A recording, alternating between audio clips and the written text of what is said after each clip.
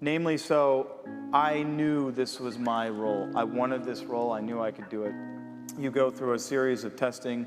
You know, you meet the directors and producers and the writers, and then they go through a testing phase, and then you get an offer, and then you go test for the studio, which would have been Warner Brothers, and then you test for the network. And at the end of that network test, if they want you, then you get the job. You can pass the studio or you can not pass the studio. You'll never make it to the network. I passed the studio, got to the network, and whether it was too much coffee or that B12 shot that I gave myself, whatever it was, I choked in the network test. And I bombed it. In the first take of the network test, first of all, you're in a theater where you say a word and it doesn't move. It's this like vacuum of a room. And I finished the first take of it, and I walked out. No, Kevin Williamson goes,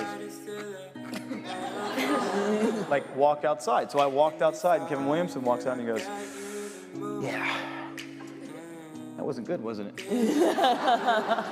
That was and not half good. the time they don't even say that. So No, but Kevin, you're lucky, man. No, exactly. But Kevin wanted this to happen. He said, that was not good, was it? And I said, no, it wasn't. And he said, just go back and do what you did at the studio. Go back and do what you know you need to do. And I did. And it necessarily, and I'll make this really quick, and it necessarily, I did what I thought I needed to do. I left feeling awful. And guess what? It wasn't good enough. And I had to go back and retest because the head of, you know, our big boss, Les Moonves, did not buy it, the fact that I was Damon. And I wanted to jump off of a building.